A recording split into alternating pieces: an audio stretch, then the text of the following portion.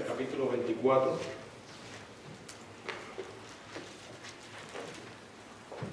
Del 32 al 35. Mateo 24, del 32 al 35. Dice la Biblia: de la higuera aprended la parábola. Cuando ya su rama está tierna y brotan las hojas, sabéis que el verano está cerca. Así también vosotros, cuando veáis todas estas cosas, conoced que está cerca, a las puertas. De cierto os digo que no pasará esta generación hasta que todo esto acontezca.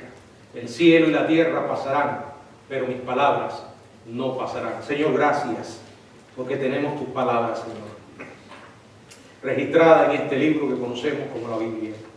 Ayúdanos cada día a amarla más y a obedecerla, Señor.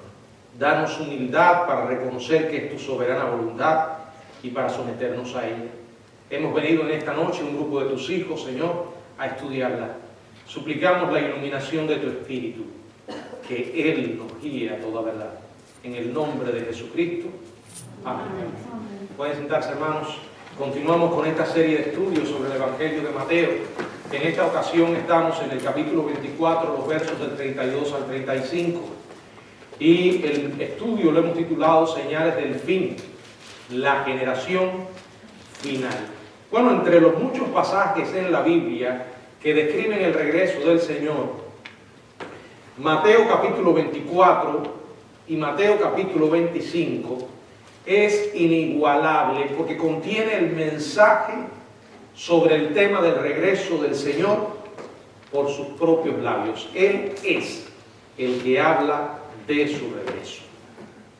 Después que les habló a los discípulos de la serie de señales que precederían su venida, incluso la señal suprema, que ya vimos que era ¿quién? Su aparición personal, cuando dice que inmediatamente después de la tribulación de aquellos días, y allí en el verso 30, entonces aparecerá la señal del Hijo del Hombre. Bueno, los discípulos sin duda alguna aún estaban preguntándose el momento en que irían a comenzar estas señales dramáticas. Se preguntaban también qué tiempo iba a durar y cuánto tiempo pasaría entre la señal de la aparición del Señor en el cielo y el establecimiento de su reino. Mateo capítulo 24, del 32 al 35, nos ofrece otra parábola ilustrada por una higuera. La parábola resume e ilustra lo que Jesús hasta este momento ha dicho. Y también constituye una especie de transición a la respuesta que dio a la pregunta, o que daría a la pregunta de los discípulos en cuanto a cuándo sería su venida, que ya ellos la habían hecho en el verso 3, donde dijeron: dinos cuándo serán estas cosas y qué señal habrá de tu venida y del fin del siglo. Específicamente esta parábola contiene la ilustración de una higuera que se refiere específicamente también a la generación final, a la generación de aquellos días. Bueno, vamos en primer lugar a considerar una analogía sencilla que encontramos acá. Si alguno de ustedes puede leer alto y claro. Verso 32. De la higuera aprended la parábola. Cuando ya su rama está tierna y brotan las hojas, sabéis que el verano está cerca. Bueno, a la luz del hecho de que las parábolas de Jesús siempre contenían una enseñanza espiritual, una parábola era contada con el objetivo de ilustrar esa enseñanza espiritual. Y en ella se usaban elementos muy conocidos, elementos con los que los oyentes estaban familiarizados y se les hacía entonces fácil comprender el mensaje. Por eso aquí se usa la higuera y los judíos estaban muy familiarizados con la higuera. Él menciona la higuera. pocas ilustraciones, podemos decir que habían sido mejor conocidas por ellos que la de la higuera. El Señor Jesucristo la empleó varias veces. Aquí por lo menos tenemos 3 pasajes que se los voy a mencionar, aunque no los busquemos. El primero está en Mateo capítulo 7, verso 16. Luego Mateo capítulo 21, verso 19. Y luego en Lucas capítulo 13, versos del 6 al 9. Estos 3 pasajes tienen que ver con la higuera y los oyentes de Jesús estaban familiarizados con ella. Aquí él comienza a aprender, a contar una higuera, o sea, una parábola de la higuera. Y dice, aprended. La palabra aprender es mantanao, significa entender. Usted no puede aprender lo que no entiende. Entender. Y además, aceptar automáticamente una enseñanza. Significa además aceptarla como verdadera, aplicarla a la propia vida. Por eso, aprender tiene en su significado principal entender. No puedes hacer ninguna de estas cosas si no entiendes, ¿verdad? Jesús quería que los discípulos aprendieran en lo más íntimo de su ser lo que Él les estaba enseñando. Deseaba que entendieran, que asimilaran esa verdad, porque tenía gran importancia. Y les recuerda un hecho que era muy conocido de manera común acerca de la higuera. El hecho dice, cuando ya su rama está tierna y brotan las hojas, sabéis que el verano está cerca. En otras palabras, cuando la savia comienza a fluir hacia la rama, haciéndola tierna y brotan hojas nuevas en el árbol, se sabe que el verano está cerca. Bueno, hasta los niños judíos, ¿verdad?, sabían que una higuera que estaba brotando o dando brotes significaba que era primavera y en consecuencia que el verano pronto vendría, cuando llegaba entonces la cosecha de los higos maduros. O sea, era una escena familiar para ellos. Repito, conocían la higuera y todo este proceso. Jesús está ilustrando a sus discípulos sobre el tema que ellos le preguntaron. O sea, que cuando las señales que él acababa de describirle comenzaran a suceder, el momento de su regreso estaba cerca. Ese es el mensaje que Jesús ilustra por medio de una analogía que contiene una higuera, un elemento común, un elemento familiar para ellos.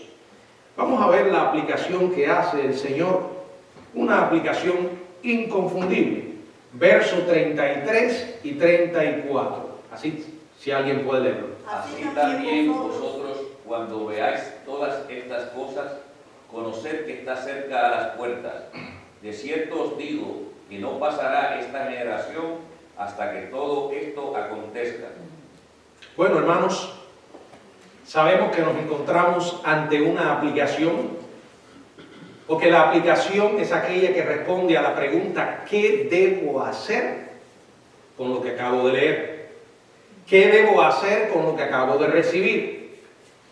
La palabra de Dios no cobra vida hasta que tú y yo no la aplicamos a nosotros. Es poderosa, pero ese poder se manifiesta solo cuando nosotros lo recibimos. Necesitamos atesorar las verdades que contiene la Biblia. Y para eso existe la aplicación. Y este verso 33, al comenzar de esta manera, nos está llamando a un enfoque práctico. Nos está llamando a aplicar lo que él acaba de decir. En este caso, a sus primeros oyentes, dice así también vosotros. Así también vosotros.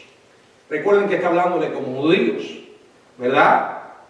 Cuando veáis, dice el verso 33, todas estas cosas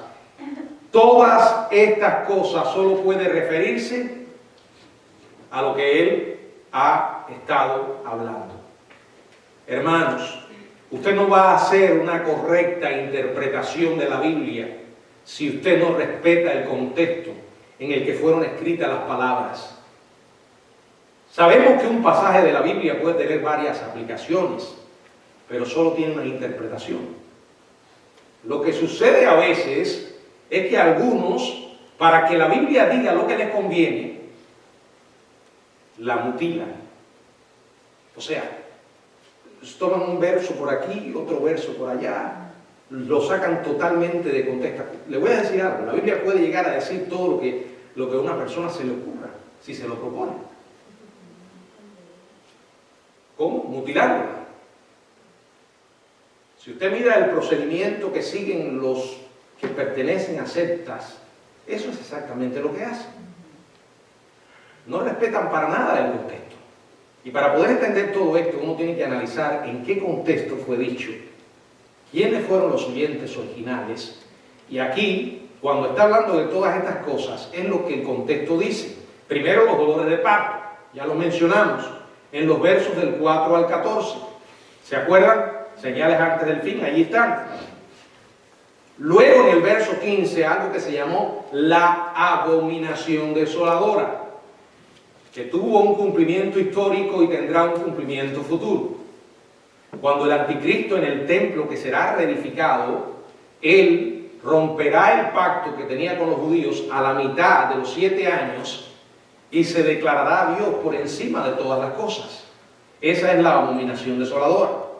Luego la necesidad de huir a causa de los peligros, versos del 16 al 28, porque en consecuencia, cuando llegue este momento, Israel se convertirá en un blanco de ataque del anticristo, específicamente los elegidos, los escogidos, los convertidos del pueblo judío, los convertidos de otras naciones. El enemigo de Dios comenzará a cazarlos como bestias. Y luego la conmoción catastrófica que se describe en el verso 29, que ya vimos en el estudio, en el último. Tales cosas indicarán, y es lo que quiere decir él, que su regreso físico, visible, está cerca. Así como la higuera en brotes indica que el verano, el tiempo de la cosecha, está cerca, así también cuando estas cosas sucedan. El acontecimiento supremo de este día final y el suceso acerca del cual los discípulos habían preguntado, como vimos en el verso 3, era el regreso personal del Señor para establecer su reino. Recuerden lo que ellos preguntaron: ¿cuándo serán estas cosas? ¿Y qué señal habrá de tu venida y del fin del siglo? Cuando la aparición esté cerca, ¿qué significa eso? Que el mismo Señor está cerca. Significa además que el reino está cerca. Cuando estas señales ocurran, el rey está a las puertas, tocando y listo para entrar. Luego Jesús continúa diciendo algo tremendo. De cierto os digo que no pasará esta generación hasta que todo esto acontezca. Algunos de hecho han tomado estas palabras de Jesús para tratar de aplicarla a la destrucción de Jerusalén en el año 70, por cuanto Jesús dice que no va a pasar esta generación. Y de hecho han hecho una interpretación forzada, como vamos a ver, porque cuando analizamos lo que significa generación, entonces cambia esa opinión. Las señales de Mateo 24 y 25 se experimentarán dentro de una generación. la generación viva cuando Cristo regrese.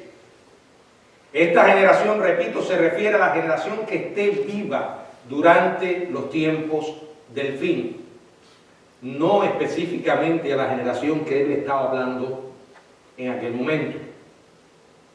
Las hojas de higuera representan los dolores de parto y las demás señales de la venida que Jesús ha mencionado en este capítulo. Y que esta generación se refiere a las personas que estén vivas en el tiempo final y verán estas señales. Recuerden que en respuesta parcial a la pregunta de los discípulos con relación a cuándo sería su venida, Jesús informó que ocurriría pronto, después que estas señales sean presenciadas, antes que la generación que las ve tenga tiempo de pasar. Mateo 24, 34 es una aplicación de la parábola de la higuera. Dice allí: de cierto os digo que no pasará esta generación hasta que todo esto acontezca.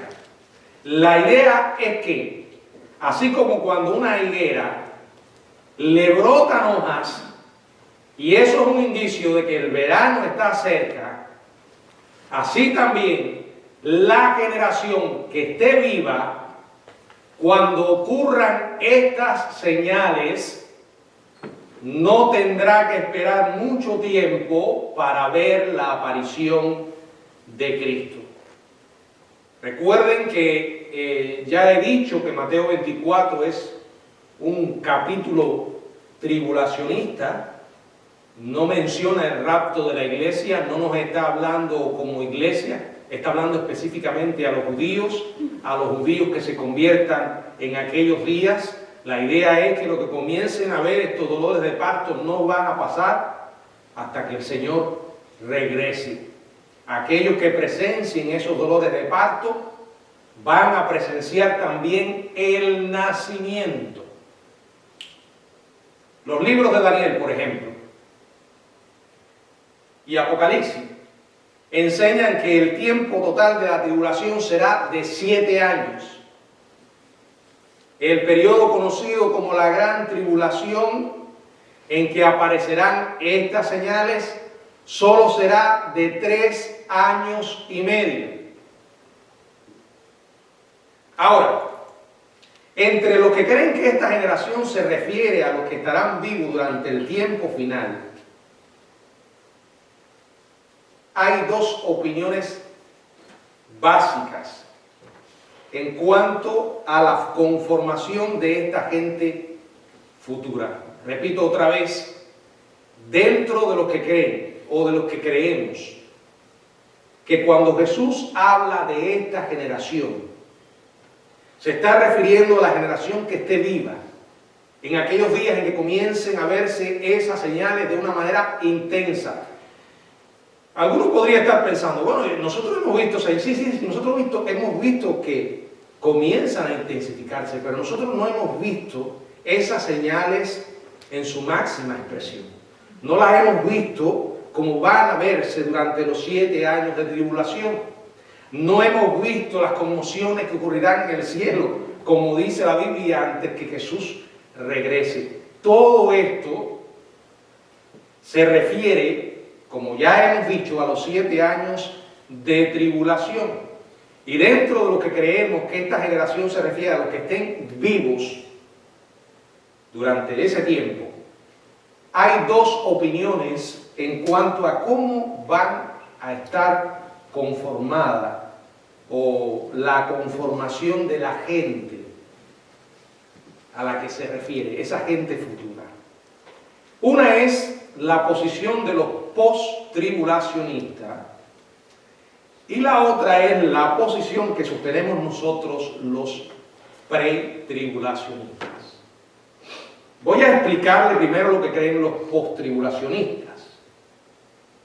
Ellos son los que sostienen que el arrebatamiento de la iglesia tendrá lugar después de los 7 años de tribulación.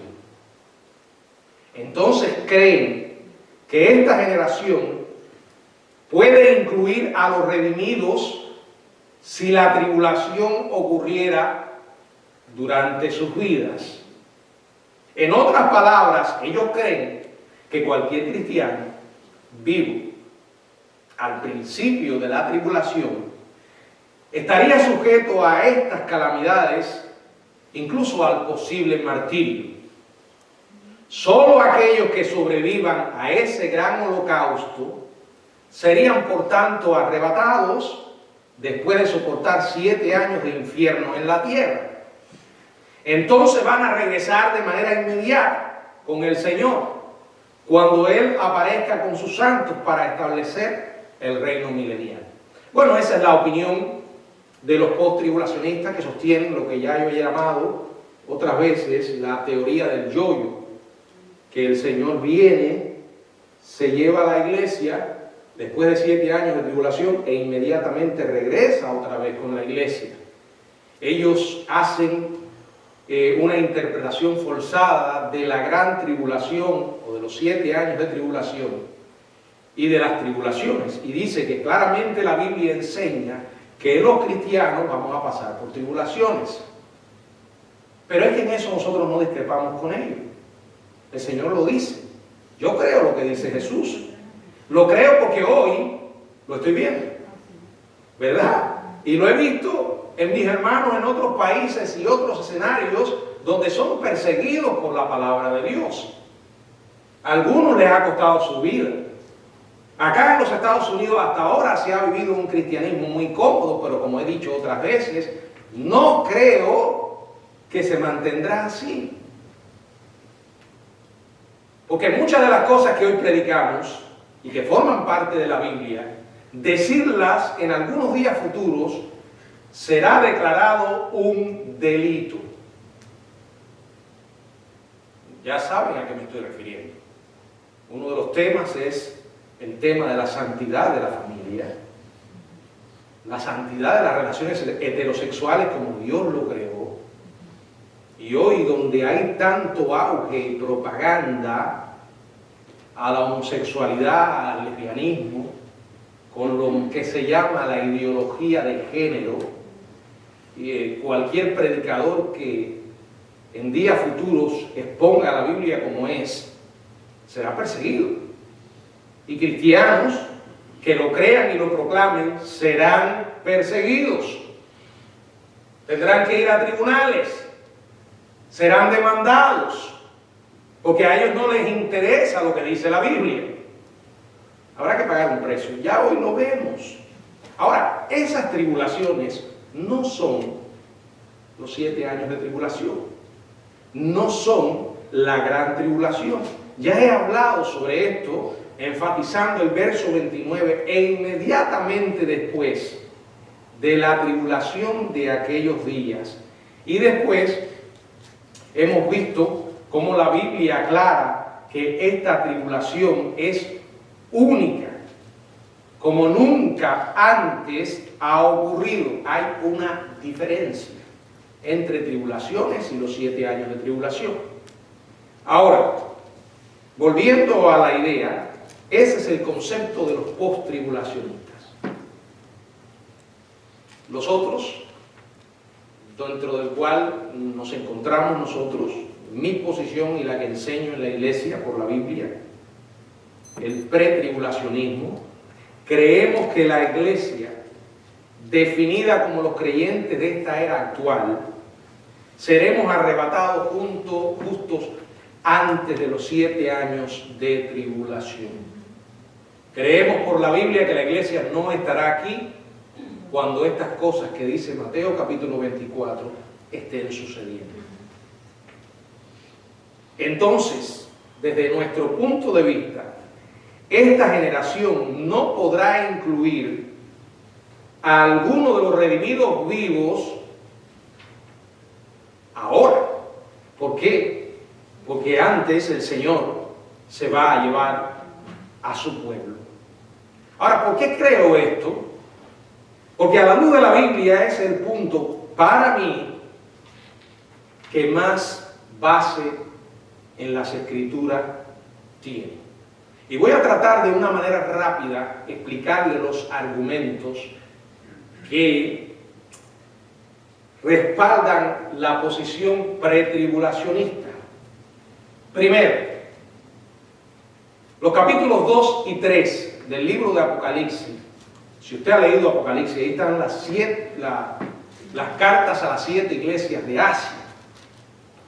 Se menciona la iglesia una y otra vez. La iglesia está en la tierra. Sin embargo, en el capítulo 4 y 5, ya la iglesia no está en la tierra. Se habla de la iglesia en el cielo. A partir del capítulo 6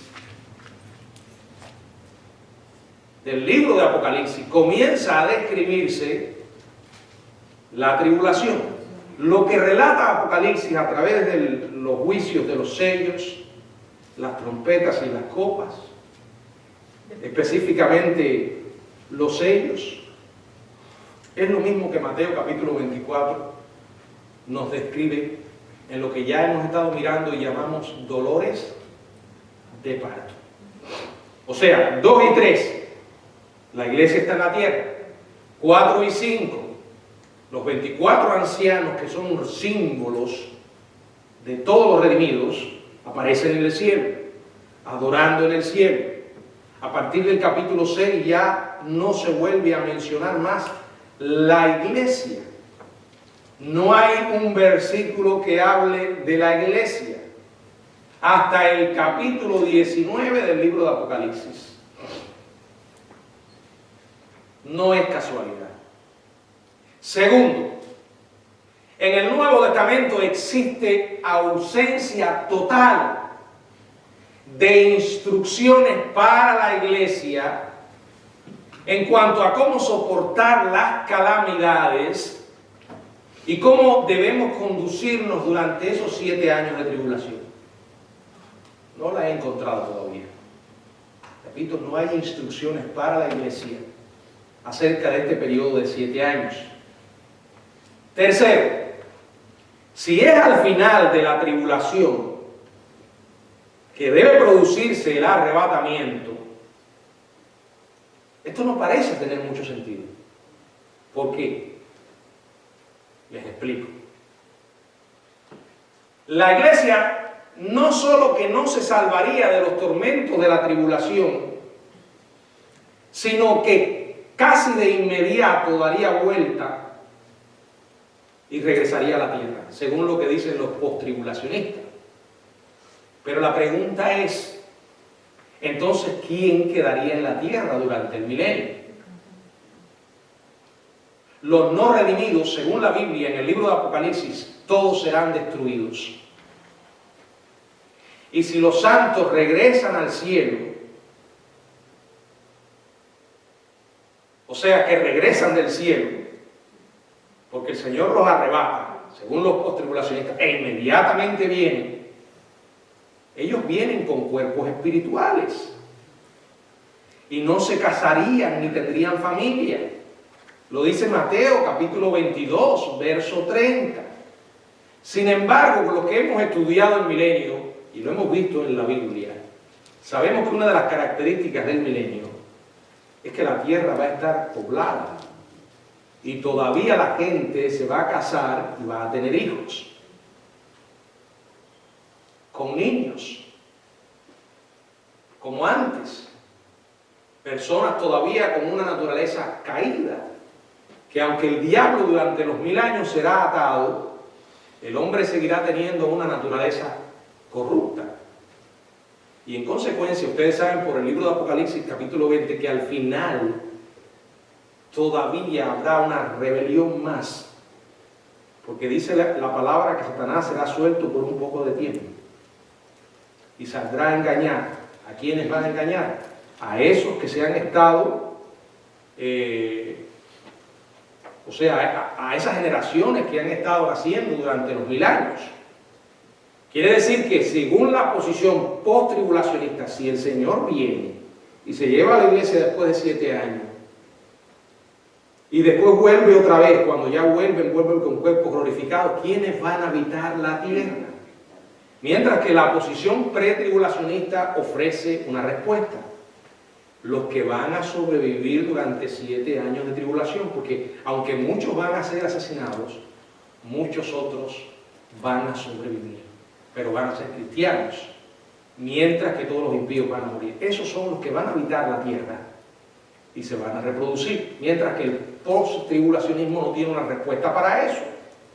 Cuarto, la promesa que el Señor le hace a la iglesia de Filadelfia es más que una promesa para ellos. Es una promesa para todos nosotros. Apocalipsis capítulo 3, verso 10, si alguien puede leerlo. Por cuanto has guardado la palabra de mi paciencia, yo también te guardaré de la hora de la prueba que ha de venir sobre el mundo entero, para probar a los que moran sobre la tierra. Miren, hermanos, esa hora que ha de venir sobre el mundo entero, esa hora de prueba, vendrá y probará, dice allí, a aquellos que moran sobre la tierra. El Señor promete que toda la iglesia, los que han guardado la palabra de su paciencia, serán protegidos de los peligros y las agonías de la tribulación, porque por muchas tribulaciones que hoy vivamos, no son comparables con los días terribles que se avecinan. Quinto, Jesús prometió a quienes creen en Él que está preparando lugar para ellos en la casa del Padre y que vendría de nuevo y lo recibiría para sí mismo. ¿Qué dice Juan capítulo 14? Los versos del 1 al 3, si no me equivoco. No se turbe vuestro corazón, creed en Dios, creed también en mí. En la casa de mi Padre muchas moradas hay. Si así no fuera, yo os lo hubiera dicho. Voy pues a preparar lugar para vosotros.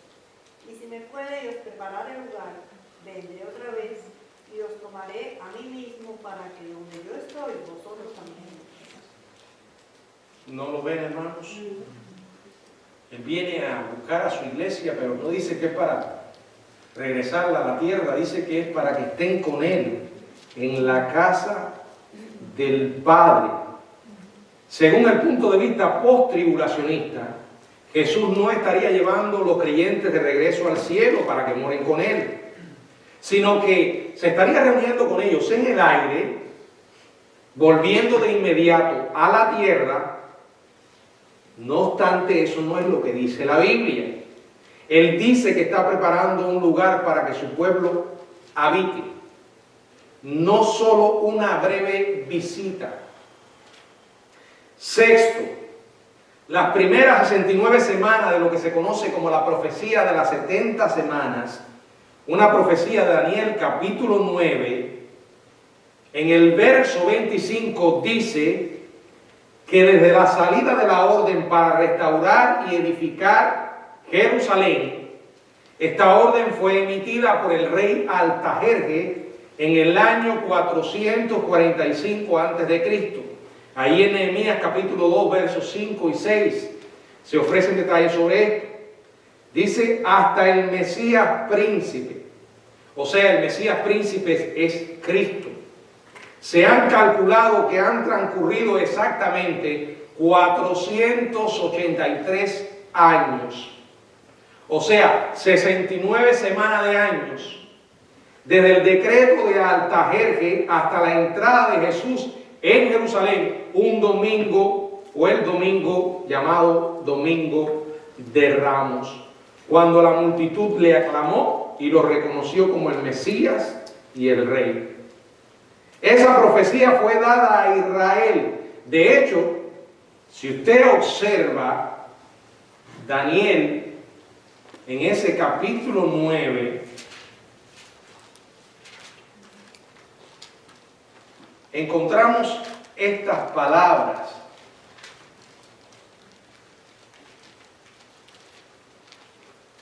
Verso 24. 70 semanas están determinadas sobre tu pueblo y sobre tu santa ciudad, ¿Cuál es el pueblo de Daniel? El pueblo judío, Israel. ¿Cuál es la santa ciudad de Daniel? Jerusalén. La Biblia dice en Daniel capítulo 9 que las 70 semanas tienen que ver solo con los judíos. No tiene nada que ver con la iglesia. ¿Qué pasó entonces? Bueno, que se cumplieron 69 y el reloj de Dios, digamos, se puso en pausa. Ustedes no han visto esas partidas de ajedrez donde están jugando y le dan al reloj. Bueno, algo parecido, ¿no? El reloj de Dios se puso en pausa en la semana 69, que comenzó el paréntesis de esa pausa, que ahí es donde entró ¿quién? La iglesia, el misterio de la iglesia. Dios cesó de tratar con los judíos temporalmente y ahora está usando su iglesia. Su iglesia. Ahora, cuando el arrebatamiento ocurra, entonces echa a andar nuevamente el reloj de Dios para cumplirse la última semana. Eso es a los que preguntan, bueno, ¿y por qué son 7 años? ¿Y por qué se habla de 7 años de tribulación? Porque las profecías de Daniel capítulo 9 son semanas de años. Son 70 semanas. Está en pausa. Tiene que ver con Israel. No tiene que ver nada con la iglesia. Para que se cumpla la semana 70, la iglesia ya no debe estar aquí. Por último, si el arrebatamiento no ocurriera hasta después de la tribulación, como dicen los post-tribulacionistas, mucho de lo que Pablo escribió en la carta a los tesalonicenses perdería relevancia. ¿Por qué? Porque esta carta se escribió específicamente porque algunos cristianos de Tesalónica creían que sus seres amados que habían muerto se perdería en el arrebatamiento. Por eso Pablo los alienta con las palabras que aparecen en la primera carta a los tesalonicenses, en el capítulo 4, del 13 al 17. Si alguien puede leerlo, por favor. Tampoco queremos, hermanos, que ignoréis acerca de los que duermen, para que no os entristezcáis como los otros que no tienen esperanza. Porque si creemos que Jesús murió y resucitó, así también traerá Dios con Jesús a los que durmieron en él. Por lo cual os decimos esto en palabra del Señor, que nosotros que vivimos, que habremos quedado hasta la venida del Señor, no precederemos a los que durmieron. Porque el Señor mismo, con voz de mando, con voz de arcángel y con trompeta de Dios, descenderá del cielo, y los muertos en Cristo resucitarán primero. Luego nosotros, los que vivimos, los que hayamos quedado, seremos arrebatados juntamente con ellos en las nubes para recibir al Señor en el aire. Y así estaremos siempre con el Señor. Este pasaje lo que está describiendo es el arrebatamiento. Que por cierto, Pablo creía que era un evento sin señales. Eso es lo que significa la palabra inminente. Algo que puede ocurrir en cualquier momento. No significa que tiene que ocurrir ahora. Puede ocurrir ahora mismo o puede ocurrir de aquí a 100 años. Lo que está diciendo es que no hay señal que tenga que cumplirse antes del rapto de la iglesia. Y algunos dirán, pero Mateo capítulo 24 no tiene que ver con nosotros. Pero, de todas maneras, vamos a explicar que las señales que aparecen ahí son señales antes de la segunda fase de su segunda venida. Primera fase, el Señor viene por la iglesia. Segunda fase, después de 7 años, el Señor viene con la iglesia.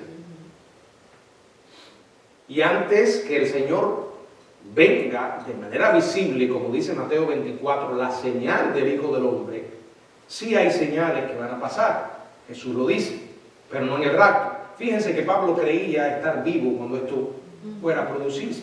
Él lo dice, no nosotros los que hayamos quedado. Él creía que era algo que podía él experimentar.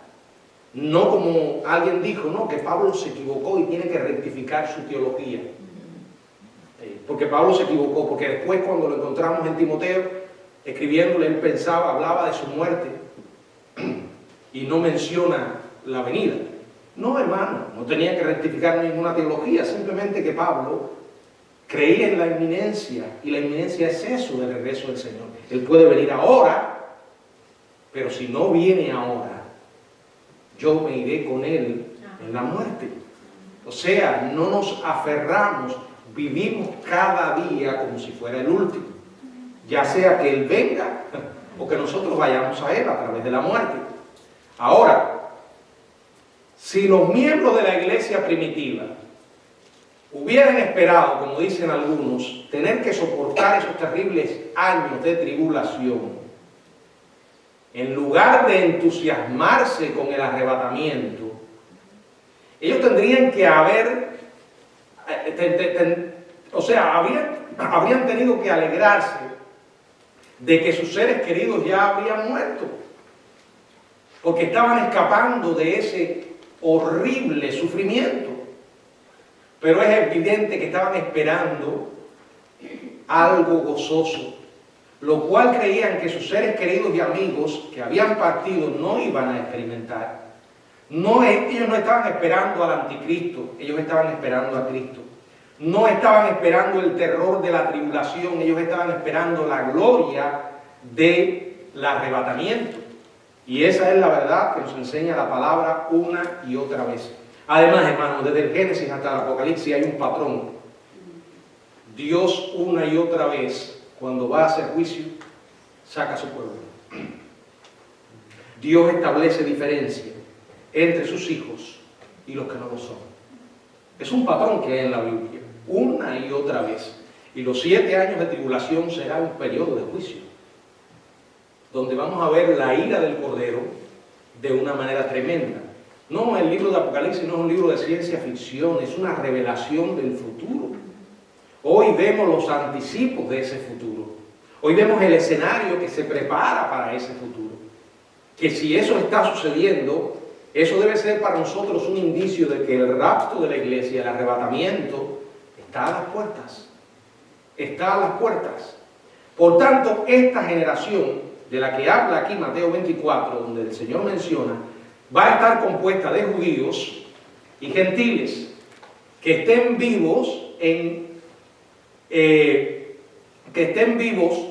el arrebatamiento, pero que no van a ser llevados porque no van a conocer a Jesucristo. Esa generación es de la que el Señor habla aquí. Aquellos que se van a quedar, hermanos. Aquellos que se van a quedar. Sin embargo, entre esa generación habrá muchos que más tarde van a llegar a ser salvos. ¿Por qué? Bueno, por el testimonio de los 144,000 que van a estar predicando Apocalipsis 7, del 3 al 8. También la predicación sobrenatural de un ángel de que habla Apocalipsis capítulo 14, versos 6 y 7. En fin, durante los 7 años se va a estar predicando. En medio de las más difíciles circunstancias se va a estar predicando. Y almas se van a estar salvando. Ahora, aquellos días serán terribles.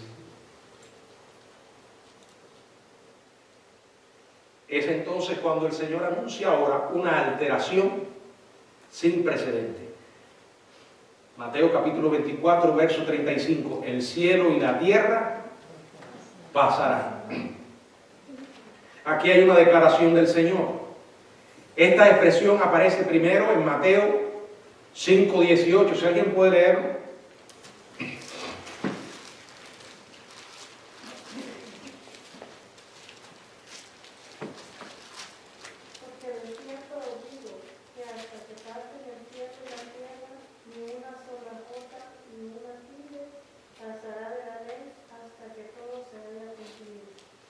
Bueno, aquí no, en ese pasaje, no se usa como una profecía, sino como una analogía, una ilustración, para expresar lo perdurable de la palabra, lo permanente de la palabra. Y aquí se usa igualmente. La ilustración es que el universo va a pasar, pero lo que Jesús acaba de decir no dejará de cumplirse. No obstante, ese uso analógico de esta frase no excluye tampoco una intención profética. Tanto el Antiguo como el Nuevo Testamento predicen que el universo va a ser afectado de manera dramática por el juicio de Dios. Pero eso solo va a ocurrir 1000 años después del regreso de Cristo. Sabemos que durante el milenio la tierra va a experimentar una transformación, va a experimentar cambios únicos, se va a asemejar mucho al paraíso original, pero aún seguirá siendo el mismo cielo y la misma tierra. Pero después de 1000 años, literalmente habrá cielo nuevo y tierra nueva. ¿Qué dice segunda de Pedro 3:10? Segunda de Pedro 3:10. Otro que busque Apocalipsis 21:1. Porque el que quiere amar la vida y ver días buenos, refresco su lengua del mal. Pero el día del Señor vendrá como ladrón en la noche, en el cual los cielos pasarán con un gran estruendo, y los elementos ardiendo serán deshechos, y la tierra y las obras que en ella hay serán acabadas. Va a haber destrucción total. Habrá literalmente un cielo nuevo y una tierra nueva. Apocalipsis 21:1. Vi un cielo nuevo y una tierra nueva, porque el primer cielo y la primera tierra pasaron y el mar ya no existía más. El Señor dice, el cielo y la tierra van a pasar. Pero además vemos su autoridad inmutable cuando dice, pero mis palabras no pasarán. En otra ocasión Él dijo, más fácil es que pase el cielo y la tierra, que se frustre una tilde de la ley, o sea, de su palabra. La palabra no puede ser quebrantada. Se lo voy a decir de otra manera. Todo lo que el Señor está diciendo aquí proféticamente se va a cumplir. Miren que es Él quien está hablando directamente. Aquí no está usando instrumentos humanos. No son las epístolas que, aunque son inspiradas, no es Él quien habla directamente. Aquí está diciendo, todo esto que acabo de decirles va a pasar, tal como acabo de decirles. Bueno, puede que algunos tuvieran todavía sus dudas, como dudaron cuando la resurrección. Pero eso no va a cambiar, o no cambiaría en lo más mínimo lo que el Señor dijo. Porque lo que les dijo a ellos nos lo dice a nosotros. Él va a regresar. Y lo hará como dice que lo hará. Y todo lo que dice que va a suceder, va a suceder. Y hoy vemos muchas de estas profecías cobrando vida ante nuestros propios ojos. Y todavía nos resistimos a creerlo. ¿Verdad? Sabemos lo que dice la Biblia, sabemos quién lo dice, pero por alguna razón muy carnal y humana, cuando comienzan a suceder, dudamos e intentamos buscarle otra explicación. Mucho cuidado, porque eso es exactamente lo que hará el diablo y lo que va a hacer el anticristo. Hermanos, la palabra de Dios es fiel. Y si todo lo que Jesús dijo se cumplió, lo que falta por cumplirse, con toda seguridad va a ocurrir. No dijo cuándo. Yo le animo a que usted, esta semana, lea Mateo capítulo 24 y Mateo capítulo 25 en oración. Y mientras ora, pídale al Señor Jesucristo que le hable a su vida. Pídale además que le dé discernimiento para poder hacer exactamente lo que dice la Biblia. Darnos cuenta que lo que está sucediendo es un anuncio de que Él viene pronto. Yo prefiero, voy a usar la palabra pecar por exceso, que no por defecto. Para algunos, el tema de la segunda venida de Cristo es algo, sí va a pasar, un día. No va a pasar un día, puede pasar en cualquier momento. Por eso yo soy responsable de advertir una y otra vez.